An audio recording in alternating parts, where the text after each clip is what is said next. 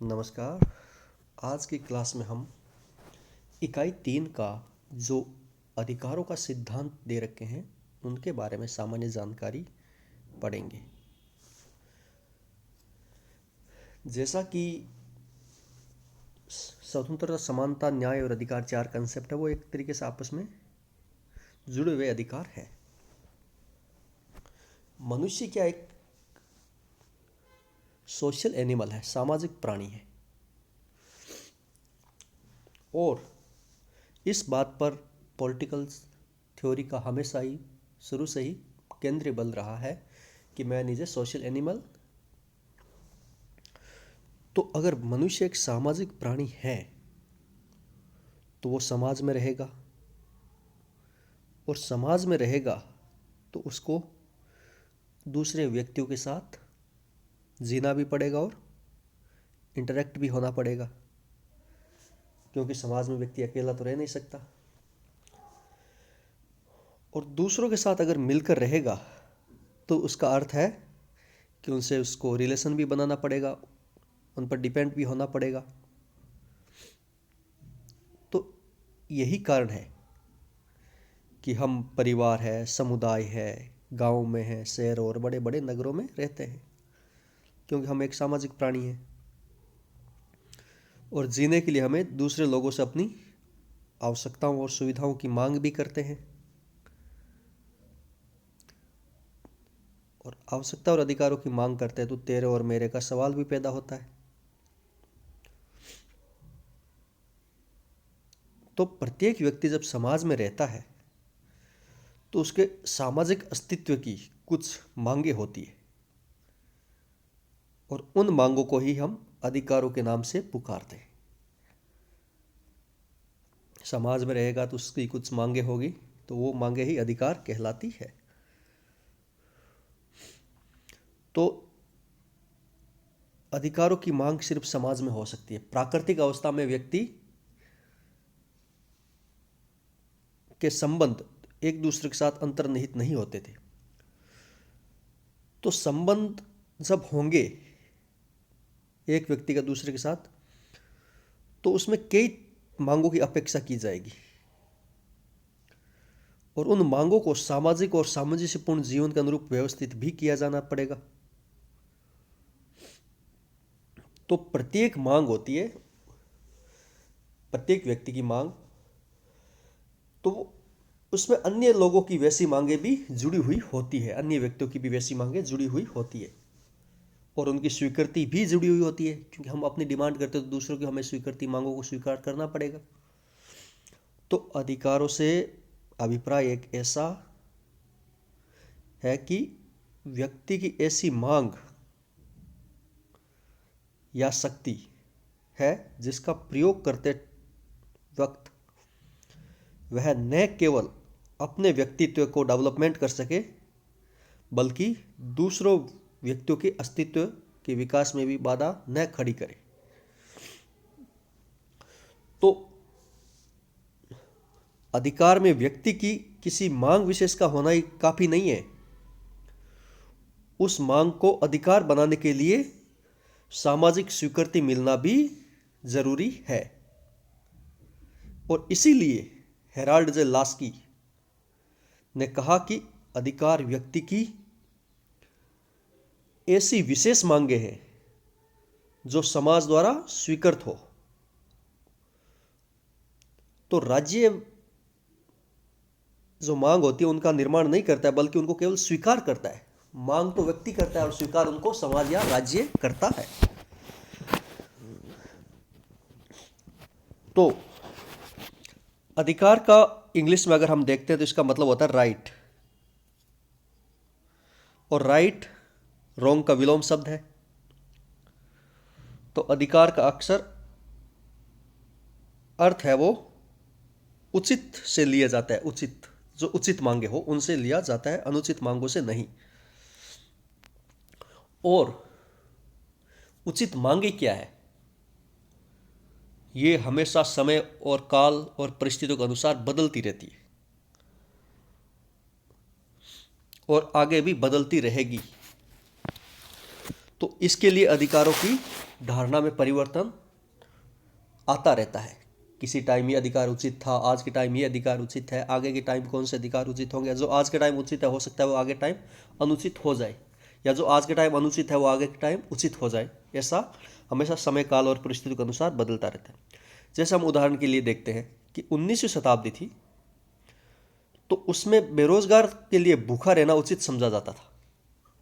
जबकि 20वीं शताब्दी आते होते क्या हुआ, को बेरोजगारों का भूखा रहना उचित नहीं समझकर उससे बेरोजगारी भत्ता देना उचित समझा जाने लगा, ताकि उसे भूख ना मरना पड़े। तो कहने का मतलब ये है कि उचित और अनुचित शब्दों की धारणाएं हैं, वो समाज की जो न्याय विषयक धारणा है उसको अभिव्यक्त करती है कि क्या उचित है, क्या न्याय, मतलब न्याय क्या है। तो न्याय को भी अभिव्यक्त करती है। इसके अधिकारों के बाद हम न्याय का टॉपिक पढ़ेंगे। तो किसी भी समाज में अगर जो प्रचलित न्याय है कि ये न्याय है कि, तो उस धारणा में जो कई वर्गों के हितों के और श्रेणियों के व्यक्तियों के परस्पर संबंध होते हैं, उनका संतुलन झलकता है।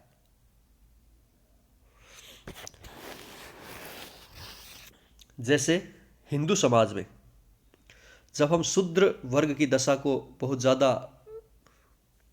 डिक्लाइन देखते हैं, गिरी हुई देखते हैं, तो क्या करते हैं, वेद और पाठ सुनने वाले शूद्रों के कान बंद कर देना उचित समझते थे। जबकि आज शूद्रों को जीवन के हर पक्ष में समानता का स्तर देना उचित समझा जाता है। तो अधिकारों के विभिन्न सिद्धांत और उनमें होने वाले परिवर्तन क्या करते हैं, इस प्रकार का शक्ति संतुलन में परिवर्तन का द्योतक होते हैं कि समाज का बैलेंस ऑफ पावर किधर है, इसको अभिव्यक्त करते हैं।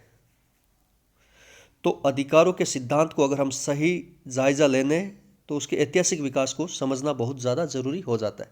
और वो ऐतिहासिक विकास चाहे भारतीय समाज का हो चाहे यूरोपियन समाज का हो, तो इनको देखना जरूरी होता है। तो जो मॉडर्न यूरोप है, तो उसको अगर हम सूक्ष्म रूप से दीर्घकाल के विकास को, अधिकारों के प्रश्न को नए नए तरीके से सुलझाने की चेष्टा करते हैं, तो हमें अधिकारों का कंसेप्ट पूरा समझ में आ जाएगा। तो अधिकारों के जो विभिन्न सिद्धांत थे, प्राकृतिक अधिकारों का सिद्धांत, ऐतिहासिक, आदर्शवादी, कल्याणकारी, तो ये क्रमबद्ध चरणों से विकसित हुए हैं। तो इनको हम आगे की क्लास में पढ़ेंगे आपके। आज हम मुख्यतः अधिकार देखते हैं कि अधिकार है क्या और इनका मतलब क्या है। तो ये हमने आज की क्लास में अब देखा है। उसके बाद अगर हम देखते हैं कि समाज के द्वारा मान्यता, तो यहाँ पर समाज को एक हम राज्य के रूप में समझेंगे। समाज को आप राज्य के रूप में देखो। तो व्यक्ति और राज्य के जब हम पारस्परिक संबंधों की बात पर विचार करते हैं, तो दो बातें उभर कर आती है। एक तो कि व्यक्ति को राज्य से क्या मिलना चाहिए, तो उसे तो हम अधिकार कहते हैं। दूसरा क्या है, व्यक्ति को राज्य के लिए क्या क्या करना चाहिए, उसे हम कर्तव्य कहते हैं। तो अगर हम दो लाइनों में परिभाषा के रूप में देखें तो अधिकार क्या है, अधिकार राज्य के अंतर्गत, बाहर नहीं, राज्य के अंतर्गत व्यक्ति को प्राप्त होने वाली ऐसी अनुकूल परिस्थितियां और अवसर है जिनसे उसे आत्मविकास, सेल्फ डेवलपमेंट में सहायता मिलती हो। तो ऐसी परिस्थितियां राज्य में मिलने वाली है जिससे कि व्यक्ति अपने व्यक्तित्व का विकास कर सके, सेल्फ डेवलपमेंट कर सके। और इसी बात को लास्की ने कहा है कि अधिकार सामाजिक जीवन की वह उपयुक्त परिस्थितियां है जिसके बिना आमतौर पर कोई व्यक्ति अपना पूर्ण आत्मविकास की आशा भी नहीं कर सकता। तो राज्य वो परिस्थितियां उपलब्ध कराएगा जिसमें व्यक्ति अपने व्यक्तित्व का विकास कर सके।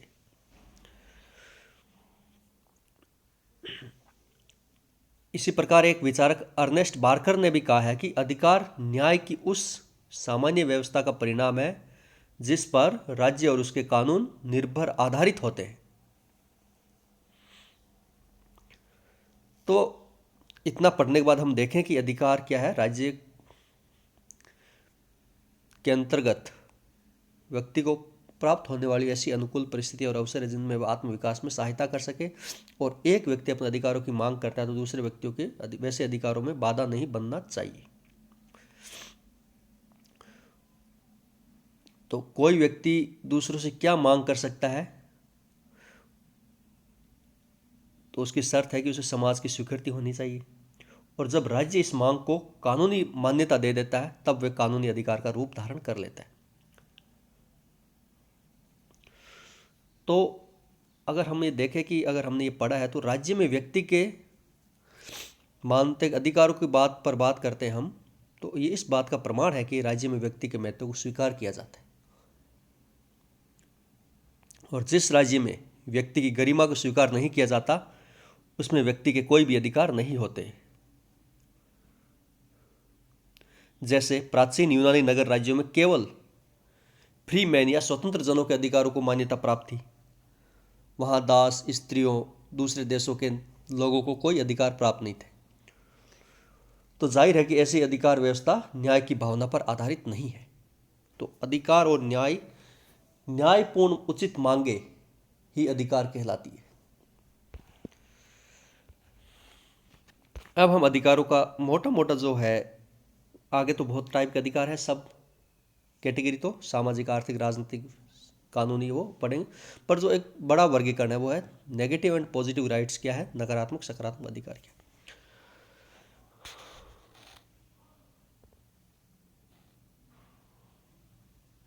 सॉरी है, यहाँ पर आप इसको मत पढ़ना, 2 सेकेंड।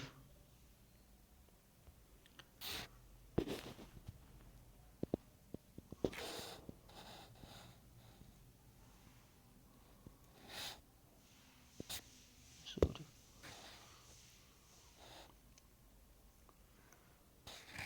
एक पूंजीवादी यहाँ नहीं पढ़ना आपको,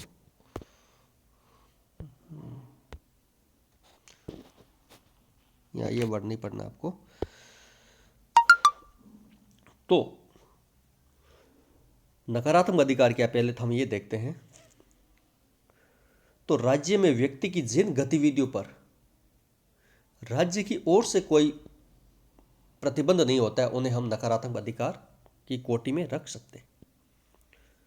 राज्य जिन गतिविधियों पर कोई व्यक्ति के प्रतिबंध नहीं लगाते उन्हें नकारात्मक अधिकार कहते हैं। जैसे व्यक्ति की विचार और अभिव्यक्ति की स्वतंत्रता का अधिकार है, तो इसमें राज्य की यही अपेक्षा की जाती है कि वो उस पर अनुचित रूप से प्रतिबंध नहीं लगाएगा और व्यक्ति कुछ भी विचार और अभिव्यक्ति कर सकता है। तो ये एक अधिकार नकारात्मक अधिकारों की श्रेणी में आता है।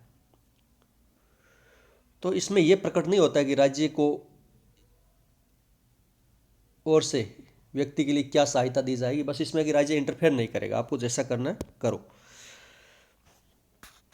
और सकारात्मक अधिकार का अर्थ क्या होता है कि व्यक्ति को सेल्फ डेवलपमेंट में सहायता देने के लिए राज्य की ओर से क्या क्या व्यवस्था की गई है कि व्यक्ति अपने व्यक्तित्व का विकास करेगा। इसमें ऐसी कौन सी राज्य ने परिस्थिति का निर्माण की कि वो अपने व्यक्तित्व का विकास कर सके। जैसे कि नकारात्मक हमने पढ़ा विचार और अभिव्यक्ति की स्वतंत्रता, तो व्यक्ति अपना विचार और अभिव्यक्ति की स्वतंत्रता कब कर पाएगा, जब वो जागरूक होगा, शिक्षित होगा। तो यहाँ पर जो शिक्षा की, सार्वजनिक शिक्षा की व्यवस्था, यूनिवर्सल सब एजुकेशन की, तो वो एक सकारात्मक अधिकार है। व्यक्ति के स्वास्थ्य का अधिकार है, कानूनी सहायता पाने का अधिकार है और रोजगार का अधिकार, ये व्यक्ति के सकारात्मक अधिकार होते हैं कि राज्य इनमें व्यक्तित्व के विकास के लिए कैसी परिस्थितियां उपलब्ध कराता है, क्या सहायता करता है, क्या व्यवस्था करता है, ये सकारात्मक अधिकारों की कोटि में आता है। सामान्यतः क्या होता है कि एक पूंजीवादी कैपिटलिस्ट स्टेट होता है, उसमें नकारात्मक अधिकारों पर बल दिया जाता है। कैपिटलिस्ट स्टेट जो अहस्तक्षेपवादी सिद्धांत के आधार पर निर्भर करता है, वो कहता है कि राज्य को ज़्यादा इंटरफेयर नहीं करना चाहिए, बस व्यक्ति को खुला छोड़ देना चाहिए। जैसा भी लेजर के सिद्धांत, आर्थिक व्यवस्था में लेजर पर वो चलता है, हस्तक्षेप पर, कि राज्य को कोई इंटरफेयर नहीं करना चाहिए। परंतु एक समाजवादी राज्य होता है वो सकारात्मक अधिकारों पर आधारित होता है। समाजवादी अधिकारों में समानता पर बात की जाती है और सब व्यक्तियों के लिए एक मिनिमम जीवन स्तर की बात की जाती है कि राज्य वो उपलब्ध कराएगा। तो राज्य वो अगर मिनिमम जीवन स्तर की व्यवस्था उपलब्ध कराएगा तो राज्य को कुछ इंटरफेयर करना पड़ेगा, तो राज्य का इंटरफेयर होता है। परंतु आज वर्तमान के टाइम कोई भी राज्य न तो पूर्णतः पूंजीवादी है, न ही समाजवादी, कल्याणकारी राज्य का टाइम है। तो इसमें क्या होता है, नकारात्मक अधिकारों के साथ साथ यथासंभव सकारात्मक अधिकारों की भी बात की जाती है।